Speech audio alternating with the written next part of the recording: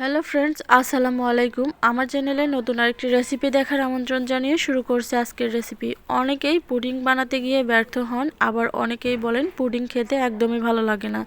তো আমার recipe follow করে বাসায় অবশ্যই একদিন ট্রাই করবেন। এই গরমে কথা দিচ্ছি, পুডিং খেয়ে আপনার মন প্রাণ সব ভরে যাবে।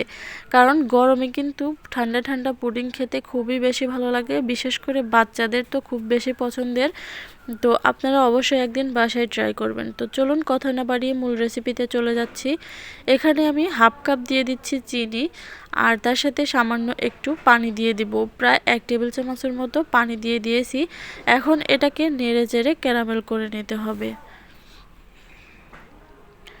এখানে চিনির পরিমাণটা আপনারা কমিয়ে বা বাড়িয়ে নিতে পারেন। তো ক্যারামেলের কাঙ্ক্ষিত কালার চলে আসার আগেই কিন্তু চুলাটা অফ করে দিতে হবে। ঠান্ডা হতে হতে ক্যারামেলের কালারটা খুব সুন্দর চলে আসবে। তো এভাবে ক্যারামেলটা তৈরি করে নিয়েছি। এখন একটা বাটিতে ঢেলে নিচ্ছি, মানে যে বাটিতে সেট করব সেই বাটিতে ক্যারামেলটা ঢেলে তারপরে হাত দিয়ে এভাবে ঘুরিয়ে ঘুরিয়ে সেট করে দিতে হবে। তো এটা যখন ঠান্ডা হয়ে যাবে তখন কিন্তু অনেকটা শক্ত হয়ে যাবে। তো এটা এই অবস্থায় রেখে দিতে হবে যতক্ষণ না পর্যন্ত শক্ত হয়ে যায়। এখন একটা বাটিতে ডিম নিয়ে নিচ্ছি। আমি এখানে 4টা ডিম দিয়ে আজকের পুডিংটা তৈরি করব। আপনারা চাইলে কমিয়ে বা বাড়িয়ে নিতে পারেন। তো ডিম 4টা ভেঙে নিয়েছি। এখন একটা হ্যান্ড বিটার দিয়ে ভালো করে এটাকে ফেটিয়ে নিতে হবে। আর দিয়ে দিচ্ছি আরও প্রায় 1/4 কাপের মতো চিনি। যেহেতু ক্যারামেলে আমরা চিনি ব্যবহার করেছি, তাই মিষ্টিটা সেরকম বুঝে আপনারা অ্যাড করবেন। আমি এখানে 3 বারে মোট হাফ কাপ চিনি ব্যবহার করেছি। আপনারা আপনাদের ডিমের সাইজ অনুযায়ী মিষ্টিটা ব্যবহার করবেন, মানে চিনিটা ব্যবহার করবেন। তো ডিমটা খুব ভালোভাবে ফেটিয়ে নিয়েছি। আর এখানে দিয়ে দিচ্ছি 1 লিটার পরিমাণে দুধ। এখানে আমি গরুর দুধ ব্যবহার করেছি। আপনারা চাইলে কিন্তু কৌটার দুধ বা প্যাকেটের দুধটাও ব্যবহার করতে পারেন।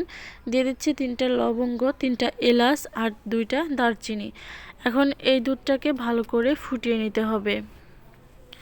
বেশিক্ষণ জাল করার কোনো প্রয়োজন নেই। 5 থেকে 6 মিনিট জাল করে নিলে, মানে 3 থেকে 4টা বলক চলে আসলেই কিন্তু চুলাটা অফ করে দিয়ে দিতে হবে। তো চুলাটা অফ করে দিয়ে দুধটাকে আমি ঠান্ডা করে নিয়েছি। এদিকে ডিমটাকেও ফেটিয়ে নিয়েছি। তো ঠান্ডা দুধের মধ্যে ডিমটা এখন আমি মিশিয়ে দিচ্ছি এভাবে। অবশ্যই দুধটা কিন্তু ঠান্ডা করে নিতে হবে, না হলে ডিমটার যে একটা ফেনা ফেনা ভাব সেটা থাকবে না। এখন প্রায় হাফ চা চামচের মতো দিয়ে দিচ্ছি ভ্যানিলা এসেন্স। এটা দিলে ফ্লেভারটা খুব ভালো আসবে। যদি আপনাদের কাছে ভ্যানিলা এসেন্স না থাকে, সেখানে এলাচ গুঁড়োটাও দিয়ে দিতে পারেন। এখন একটা স্ট্রেনার দিয়ে সেকে একটা বাটিতে তুলে নেব। আর বাদবাকিগুলো এগুলোকে আমি ফেলে দিব, না হলে দাঁতের নিচে পড়লে খেতে আর ভালো লাগবে না।